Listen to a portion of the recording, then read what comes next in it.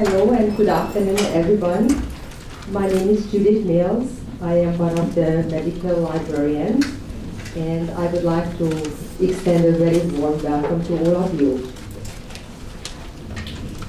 I'd like to ask you, if you haven't done yet, to please sign in, and refreshments are on the right side. On October 5th, 2015, California Governor Jerry Brown signed AB X215 at the End of Life Option Act, which allows a terminally ill patient to request an attending physician to write a prescription for a drug to end the patient's life.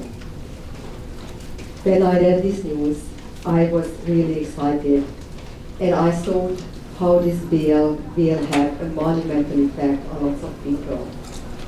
I sought for physicians to talk the Hippocratic Oath, nurses and other providers, social workers, pharmacists, policymakers, the pharmaceutical industry, the legal profession, VFC, and most importantly, the patients and the patient's family. I was very glad that Dr. Lee accepted our invitation to talk about this topic. Today, I feel honored that he's here with us to address this very difficult topic at the dawn of a new frontier of medicine. I don't have to introduce Dr. Lee because all of you know him, but let me just say that Dr. Lee is a general internist, geriatrician, and palliative medicine physician who worked for over 25 years of the medical staff of Valley Medical Center. He was a co-chair of the Bioethics Committee and the chief of the Division of Palliative Medicine. And even today, he continues to be a keyboard player for the VFC Idle Hands Band. Please give a very warm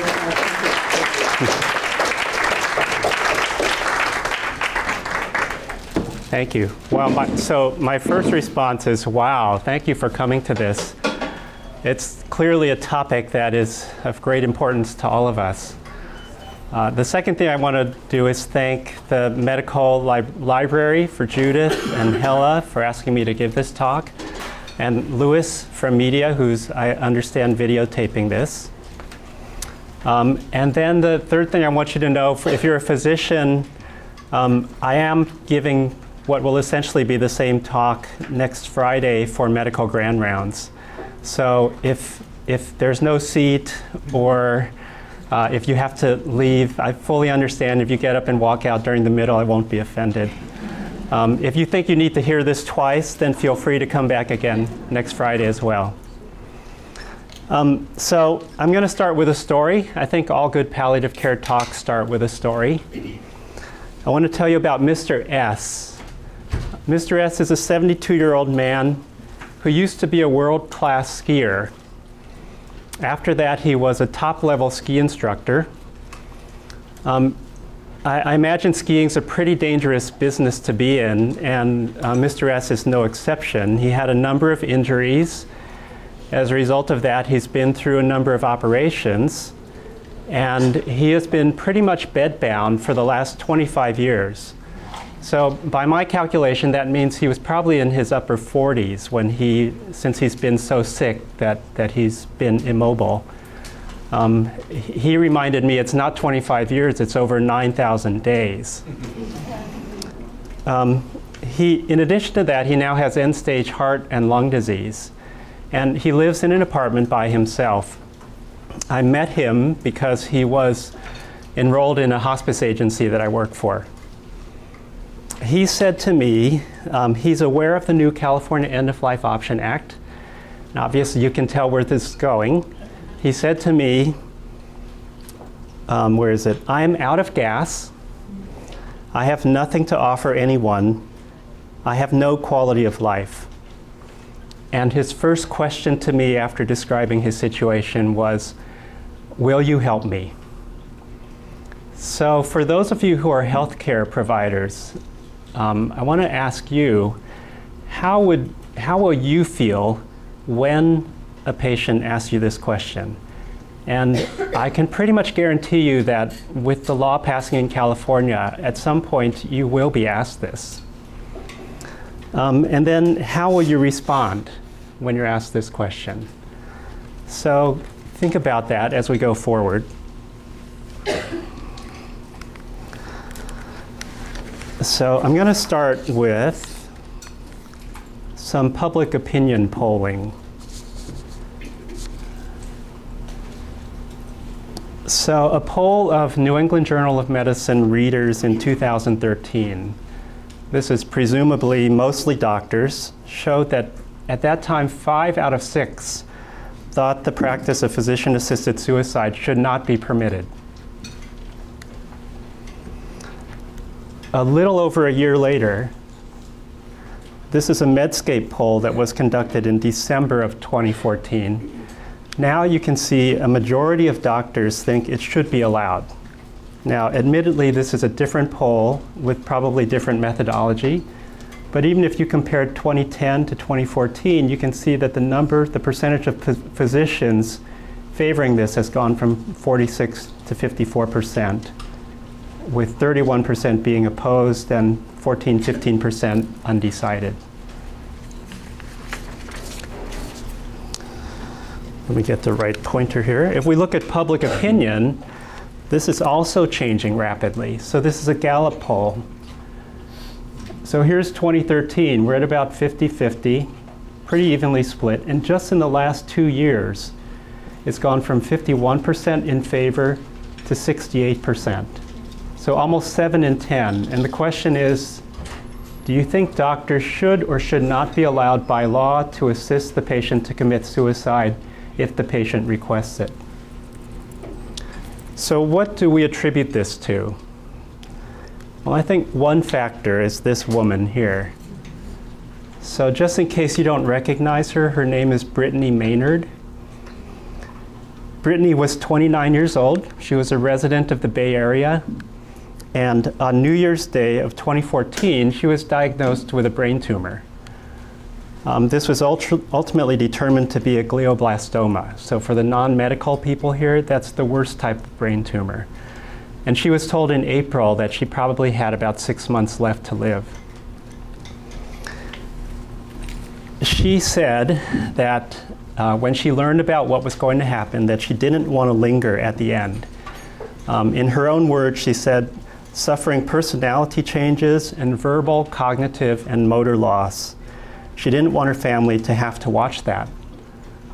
So she and her husband, and her mother, I believe, moved from California to Oregon in order to take advantage of Oregon's Death with Dignity Act. She established residency, obtained a prescription, and died after taking the drug in early November. So this is 2014. One reason her story became so famous is because she became a spokesperson for Compassion and Choices. That's the main advocacy group for what they call Death with Dignity. Her YouTube video was posted on October 6th of 2014. And by the time she died on November 1st, it had over 9 million hits. So just an amazing impact of social media.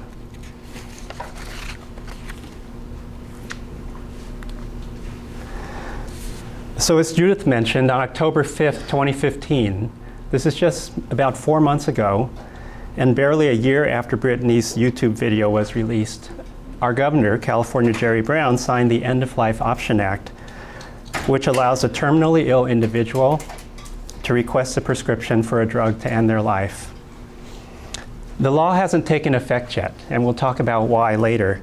But when it does, California will become the largest legal jurisdiction in the world to allow this practice. I imagine this wasn't an easy decision for the governor. I don't know how many of you know this, but he at one time was on track to become a Jesuit priest, long before he became a politician. So he wrote a letter to our state assembly in which he said he had discussed this with a Catholic bishop, 2 of his own doctors, and former classmates, and reflected on what he would want in the face of his own death. So what he said was, I do not know what I would want if I were dying in prolonged and excruciating pain.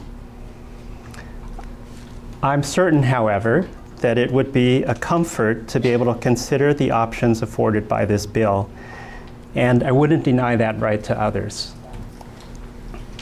So first, whether you're for or against this is huge. This is really a historic period that we're living through in California and as healthcare providers. The one thing I want you to take note of is the governor's reasoning for signing this, where he says he wanted to help people in prolonged and excruciating pain. Just hold on to this because we'll discuss later why people actually do request this drug.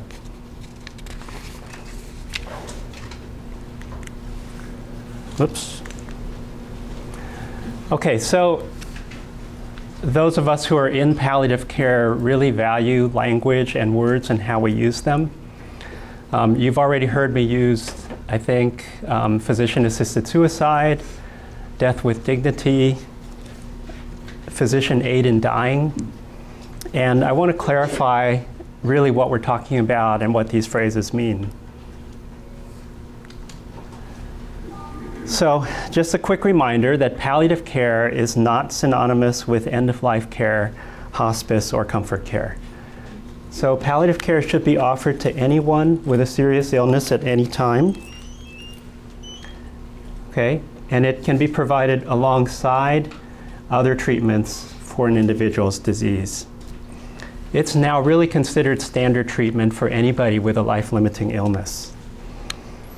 And I believe, and I think many of us in the field believe, that with high-quality palliative care, almost everyone can experience a comfortable death. So what we're talking about today are what have been called palliative options of last resort. So let me talk first. We'll start with palliative sedation or terminal sedation. This is the use of heavy sedation to relieve severe and intractable suffering that can't be controlled in a patient who's conscious. When we institute palliative sedation, death is certain. The only exception might be if we used it on a temporary basis and allowed the patient to wake up to see how they're doing. Patient capacity, or the ability for the patient to agree to this, is actually not required to institute this. A physician must be involved in this. It's considered legal, and in general, it's considered an ethical option for patients at the end of life. Okay, so there's also voluntary stopping of eating and drinking, or VSED. This is really exactly what it sounds like. The patient makes a conscious decision that they're going to stop eating and drinking in order to hasten death. If they are able to do that, then death is a certainty. It can take anywhere from a week to 3 weeks, but it's generally considered a peaceful and comfortable process. The patient makes this decision, so they must have capacity. A physician doesn't need to be involved. It's legal, and again, this is generally considered an ethical option. What we're talking about today is physician aid in dying, or physician-assisted suicide, or death with dignity, which is what our new California law allows. So death is uncertain because the patient may obtain the prescription, may fill the prescription, but might not actually take it. The patient must have decision-making capacity in order to do this. And a physician's involvement is necessary for prescribing it, but a physician doesn't have to be there at the time that the drug is ingested. It is now legal in 5 states in the United States, and there is not an ethical consensus on whether this is ethical or not. And then the last thing is voluntary euthanasia. This is an intentional ending of a patient's life at the patient's request. Basically, think about Dr. Kevorkian. Okay, so that is voluntary euthanasia. It is not legal in the United States. It is legal in some countries in Europe, and there's no ethical consensus on this. Most literature coming from the United States says it's not ethical. Okay, so what do we call this? Physician-assisted suicide, death with dignity, physician aid in dying. The medical literature has historically called this physician-assisted suicide. A lot of people object to that. They say suicide suggests that there's mental illness.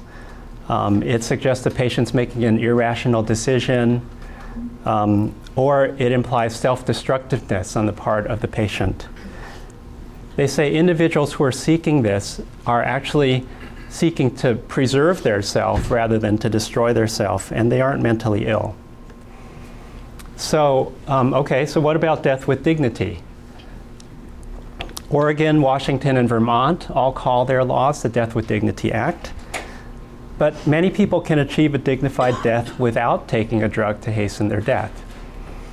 So even though physician aid in dying is still somewhat nonspecific, and you could argue that it's also value-laden, the American Public Health Association and the American Academy of Hospice and Palliative Medicine are using physician aid in dying or physician-assisted death to describe this process.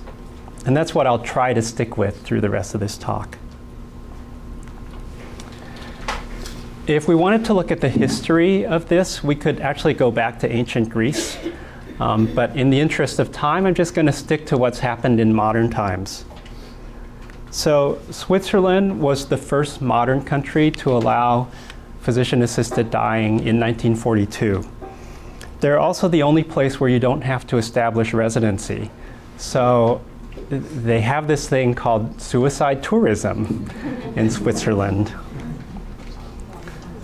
Belgium and the Netherlands have allowed assisted death and euthanasia since 2002. Luxembourg legalized both in 2009. Germany just legalized assisted death last year. And then elsewhere, Colombia, euthanasia was legalized in 2009. Quebec legalized physician-assisted dying in 2014, and the rest of Canada is about to follow this year. In the United States, only physician aid in dying is legalized. So it started in Oregon. The initiative was passed in 1994. It actually became effective in 1997 due to a lot of legal wrangling. Washington legalized it in 2008, again through a ballot initiative. Montana was next, 2009, through a court case. Vermont legalized it through the legislative process in 2013, and then California will follow sometime this year probably. So 5 states. All the states that have dots on this map have aid in dying bills in their legislature. So you can see it's spreading rapidly, potentially can spread rapidly across the country. Now, you might have seen, if you were browsing the internet, that Japanese engineers are working on a robotic bear. And supposedly this device, called Seppu Kuma, which roughly translates to suicide bear, can carry up to 80 kilograms of weight and offers 23 different methods to end one's life. Now, many of you are probably saying, this is crazy, this can't possibly be true. And you're right. Okay? I just wanted to see if you're still paying attention. Also, for those of you who are preparing talks like this, it's a warning, just be careful what your Google searches turn up. Okay.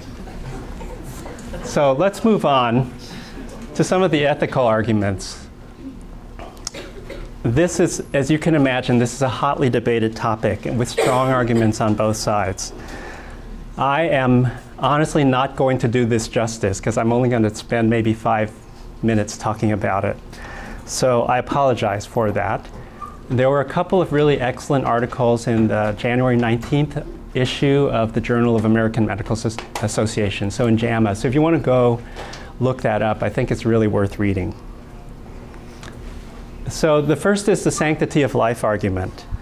This is commonly used by religious groups, but also by secular groups, that all life, at least all human life, is sacred, and only God has authority over life and death, that humans should not be in a role of taking another life. This is used as justification for banning abortion by some, for banning the death penalty by others. There's a little cartoon to illustrate it. You can see it says that it's the sixth commandment, thou shalt not kill, and then there are man's amendments down below, except. So assisted suicide, capital punishment, etc.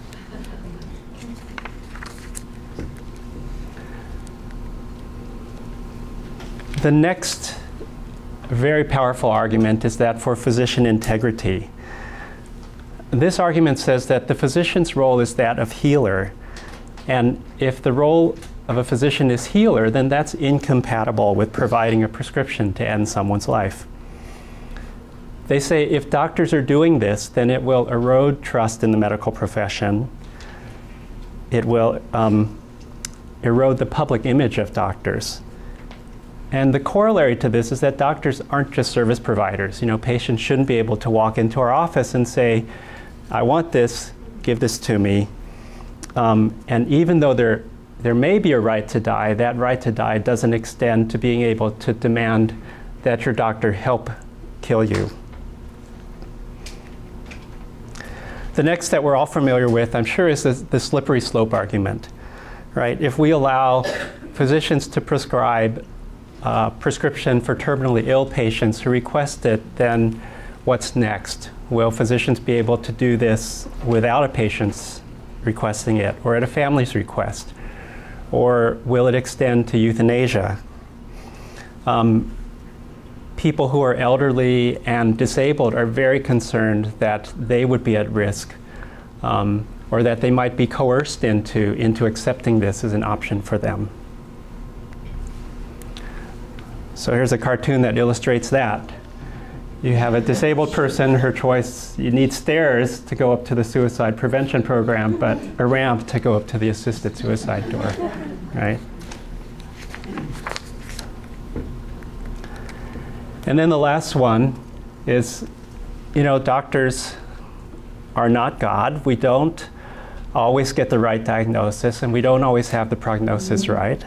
So we might be allowing people to die who really have a better prognosis than we think. There are a number of groups that have officially opposed physician aid in dying. So fairly prominent ones, you can see the American Medical Association, some hospice groups, the American College of Physicians, nursing groups, geriatrics. Not Dead Yet is a disability rights group. And this is a picture of the Vatican. The Catholic Church is strongly opposed to this procedure. I also discovered that the Catholic Church doesn't have a logo. Surprise? Not one for the whole church. That's kind of interesting. I guess they don't need one. So what are the ethical arguments on the other side? So patient autonomy. This argument says individuals should be able to make their own judgments about the quality of their present life and their future life, and they should be allowed to decide that course of action, which may include taking a medication to end their life. And what's the role of the physician? One of the major ethical principles is beneficence, which is to do good. And maybe there are times when, despite all of our efforts to relieve a patient's suffering, and even though we may address everything that we can with them, they are still suffering and still find that suffering intolerable. Shouldn't it be the role of the physician to act compassionately and help that patient to end their life? So in the spirit of equal time, here's another cartoon. I think you can read this. If you're in the corner, you can't. There's a woman, Jenny, a woman holding up a sign that says, "Support the right to die for the terminally ill." A man next to him holds up a sign that says, "I support the right to needlessly suffer."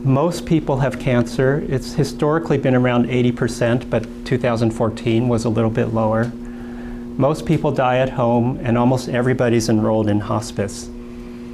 So at least in Oregon, there's been no trend towards people who are less vulnerable using this, or towards minority populations. And you can argue that since almost everybody's on hospice, they're at least getting the best palliative care that's available to them.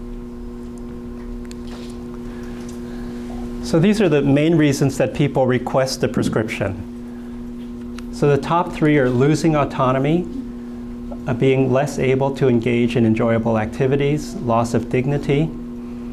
And then the next one's losing control of bodily functions, being a burden on family.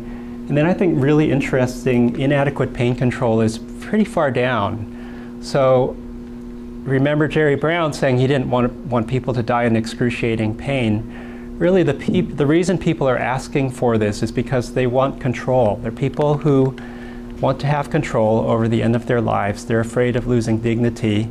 It's not really about physical symptoms. So many people point to Oregon now and say, look, you know, your concerns about a slippery slope are unfounded. The people seeking and using aid in dying are well educated. They're predominantly Caucasian.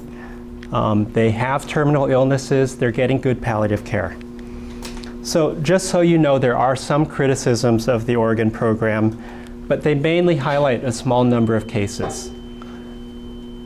There's a case they point to of doctor shopping, basically a patient who wanted the drug going to their primary physician, the primary physician refusing to give it to them, and then the patient then went to one doctor after another until they found someone that would write them a prescription.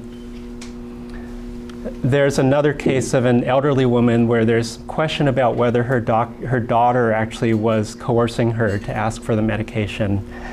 And that same case, whether or not that patient had decision-making capacity. And then there's concern about the role of compassion and choices.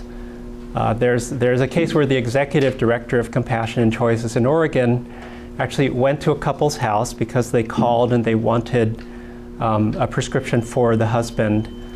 The Compassion and Choices helped them to find a doctor to write a prescription, and then actually was in the house and at the bedside when the husband took the prescription. So you might question whether they're overreaching a little bit as an advocacy organization. These critics also claim that the reason we're not seeing abuse is that the Oregon Public Health Department is not looking for it, that the type of data they're collecting is very limited, and that their goal seems to be more to protect the law rather than to protect patients.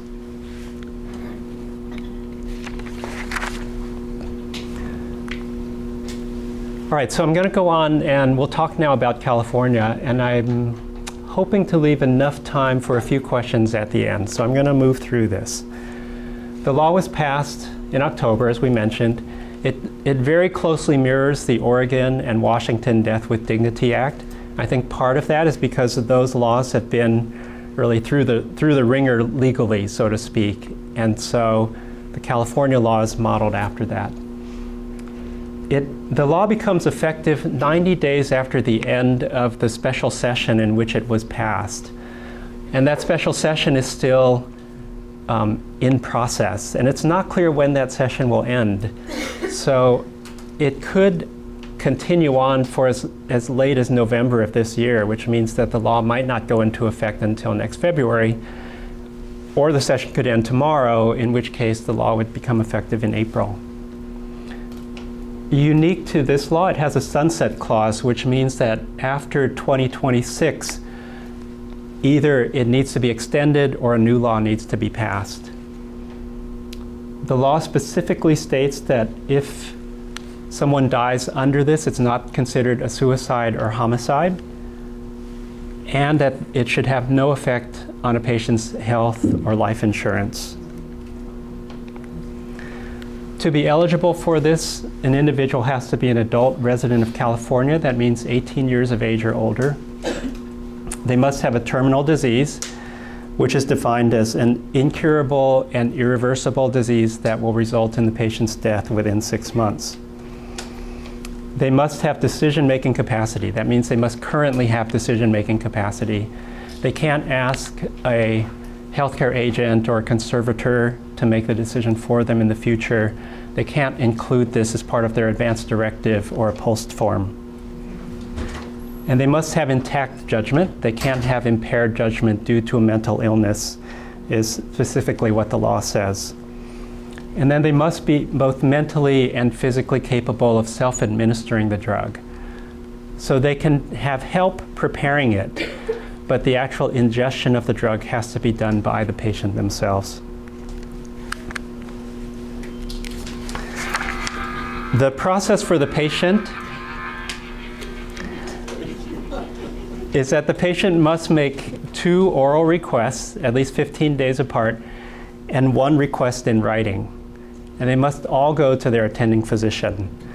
The written request must be witnessed by 2 people, and one of the witnesses cannot be someone who's related to them, someone who would benefit from their estate. It cannot be one of their physicians, and cannot be an employee of the place where the patient receives treatment or lives.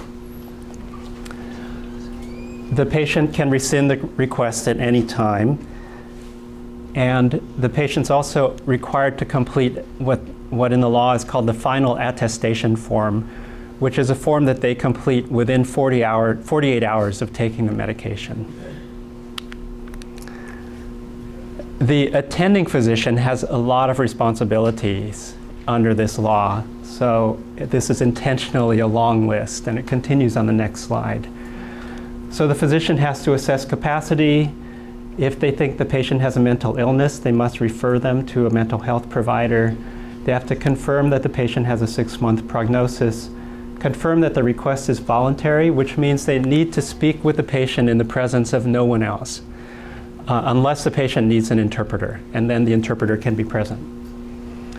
They must inform the patient of this, their diagnosis and prognosis, the risks and the result of taking the drug, that they have a choice to obtain the drug but not ingest it, and they have to inform the patient of feasible alternatives, meaning hospice, palliative care, comfort care, and that sort of thing.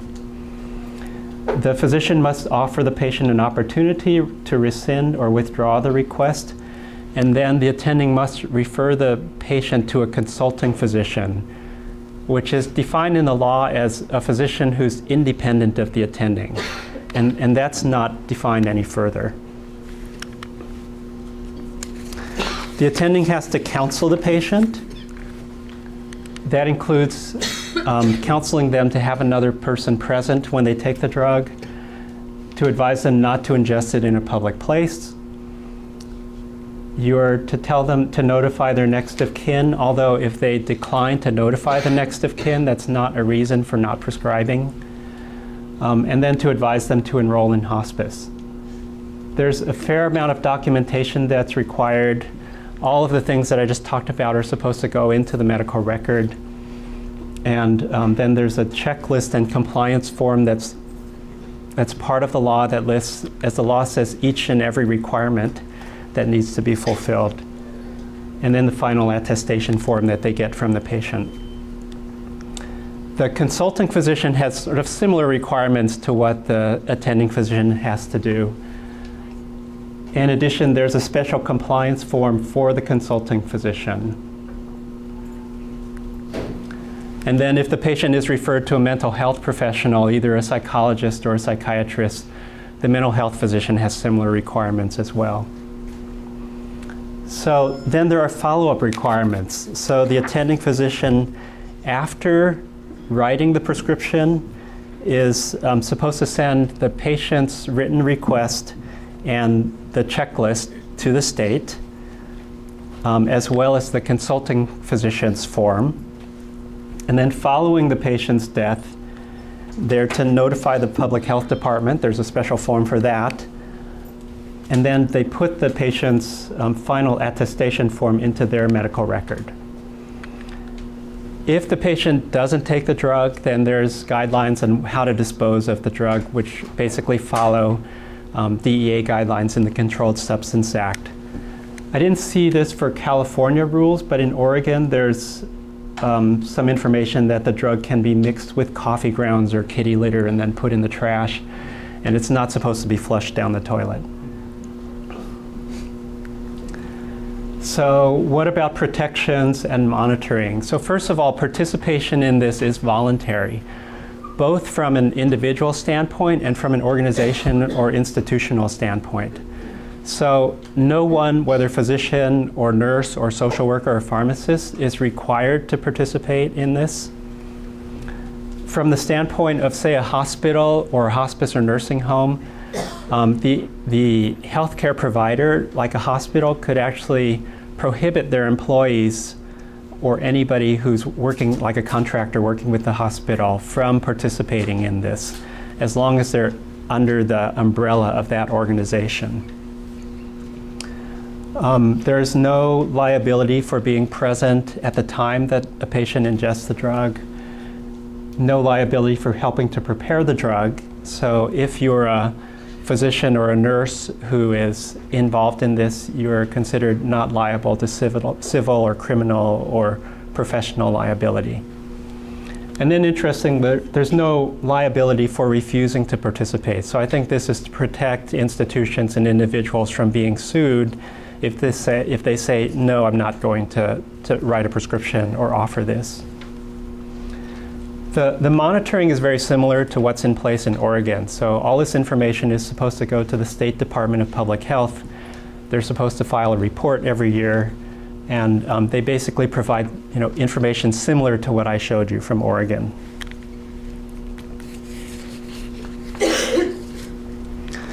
So those are the basics of the California law. And in the last few minutes, I just want to talk about how we will respond as healthcare providers. How can you imagine yourself responding to a request for a prescription like this?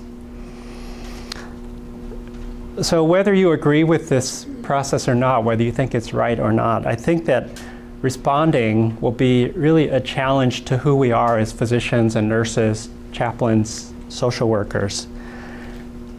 If we do this well, though, I think that the reward will be really a meaningful conversation and a chance to go home and say, yes, that's why I went into this field. That's why I became a doctor. So let's talk about this a little bit. In Oregon, I just want to show you this. They did a survey of caregivers of people who had died, and most people don't even consider it. So over 80% don't even consider taking advantage of that Death with Dignity Act. But about 17%, or 1 in 6, thought about it. They mentioned it to their family. About 1 in 50, or 2%, approached their doctor and asked about it. And then the black, you can't even see, it's whatever that 0.2, 0.3% are those who actually ingested the drug or got a prescription. But about 1 in 50 did ask their doctor about it. So if you're asked, I would encourage you first to suppress your first impulse, which is either going to be to say yes or no. View this as an opportunity to get to know your patient better and to learn more about the nature of their suffering. You want to, throughout this, maintain a non-judgmental approach. So the first thing is to clarify. Likely the patient's going to ask you a non-specific question. Can you help me? I think you need to make sure that what they're asking for really is a prescription to end their life, and that they're not asking for something else. Maybe it's just, can you help me get transportation to the clinic? Or can you, make sure that my opioids are refilled on time? Or that sort of thing. The next step is to just explore what is the suffering that the patient is experiencing. Is it something that you can intervene with? In my practice, I think there are 2 phrases that have been really useful. One is, help me understand, and the second is, tell me more. And that's all you have to say, and I think that will sort of open the doors to the conversation. And make sure you respond to emotions. This is an emotional topic, so you can say, you know, it sounds like you're really going through a lot. Whatever happens, I will be here. I'll be here to help you. Or, you know, thanks for being willing to share this with me. I really appreciate you trusting me.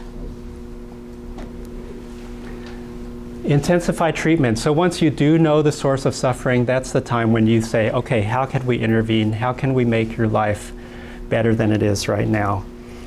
You may need help. So remember, we have great resources here. We have fantastic spiritual care. They're here in the room. We have great social workers, nurses, and then of course our palliative care team. Once you've done all of that, then that's the time that you can respond to the request. If you can't provide a prescription, explain why. And then remember, it's also a chance to talk about some of the other options that we talked about earlier, the other last resort options. And then I think that if you do these things, you will achieve this goal, which is to maintain your own integrity and at the same time convey to the patient that you're not going to abandon them. So with Mr. S, the patient that I started this talk with, we went through all of these steps. And he is still alive. He understands that he can't get a prescription at this time. But what we've started to work on getting better pain control for him. And we've also started what we in palliative care call some legacy projects. So he's recording his life history on a little portable recorder, and he's reaching out to an organization called Life Chronicles that will come to his house and make a video. He's still thinking about ending his life. He's actually set a date for the end of March and is thinking about using voluntary cessation of eating and drinking. So that's where we stand now.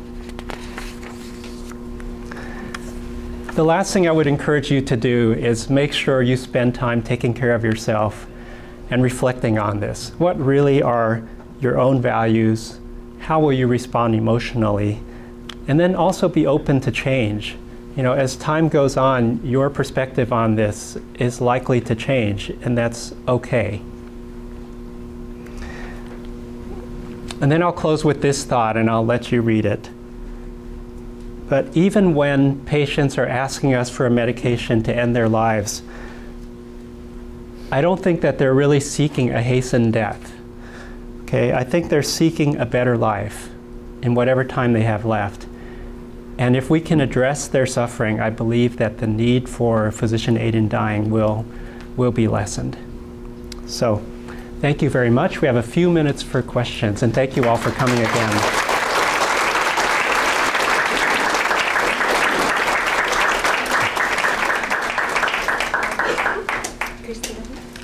Yes, Christine. So Dr. Lee, there was one thing on there where after 48 hours of ingesting the medication, they have to do paperwork. Would they be dead? How does that work? So that's really a good question. So it's funny because the law says within 48 hours. I believe that means 48 hours before they plan to take the medication. Because the medication does work very quickly. Got it. Yeah. Yes, Tao. Is there if they're studying in terms of whether they're given a drug, because I think I heard it, I saw that they can take it, but they don't have to ingest it. Is there a danger in that, like where, hey, they have second thoughts, they take the drug with them, but then they don't ingest it, or the possibility of, I don't know, administering it to somebody else that they don't like. Do they have studies, or they have results of some people?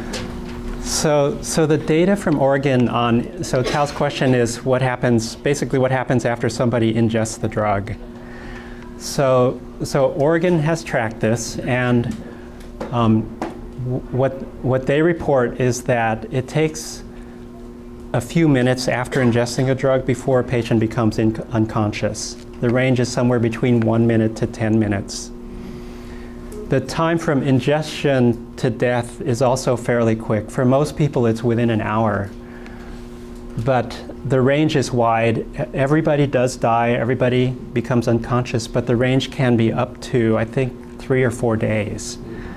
But most people, it's within an hour that death occurs. It's obviously in the law that it's unlawful to provide the drug to somebody else. Okay. So do you ingest it and you go unconscious and then it sort of, how does it happen? I mean, if you say 10 days, I mean. So all I can tell you in terms of what happens is what's reported from Oregon. I haven't seen the pills or the medicine, but my understanding is it's administered as a slurry, so as a thick liquid that's maybe half a cup or so. And patients are advised to ingest this fairly quickly over, like 30 seconds. And that in most cases, unconsciousness occurs fairly quickly and that death follows.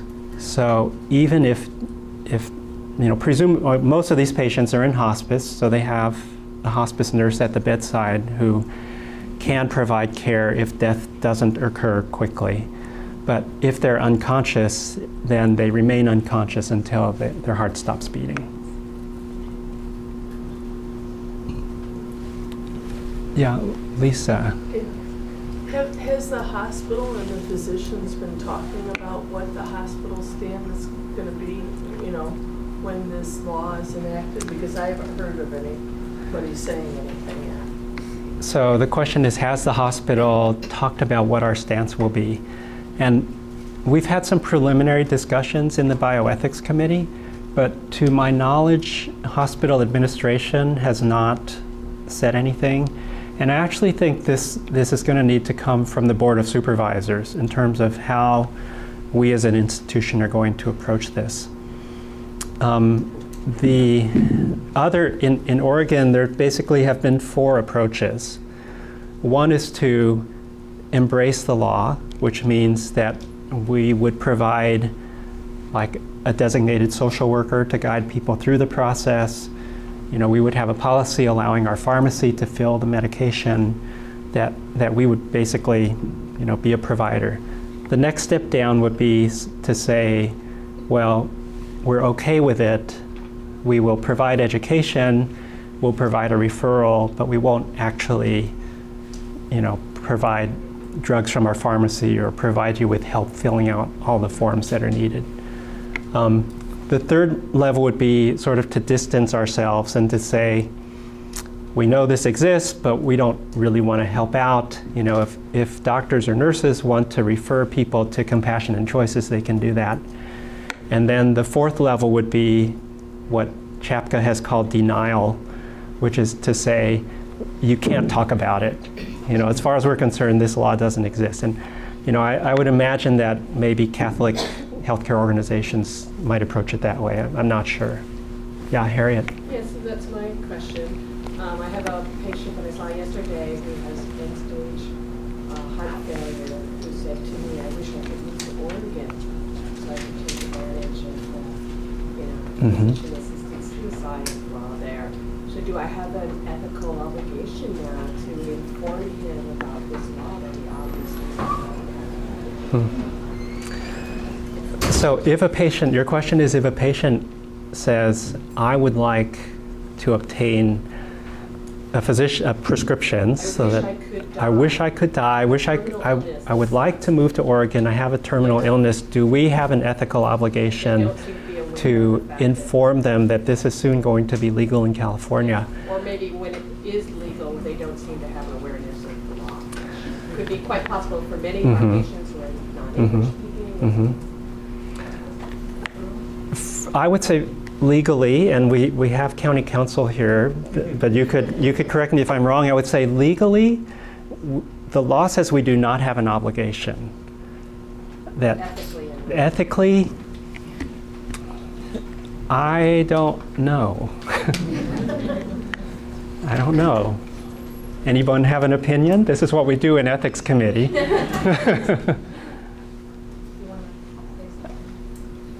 Just related to leadership, where we actually just made them aware earlier this week after we had a discussion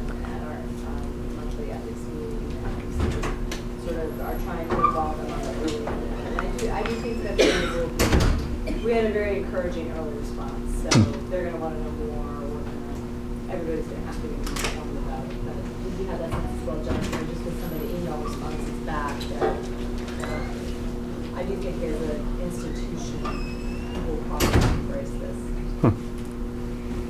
So I don't know if everybody heard that, but that's Dr. Shepard, who's the current co-chair of our ethics committee, who said that they've started having discussions and that as an institution, it looks like we might embrace this.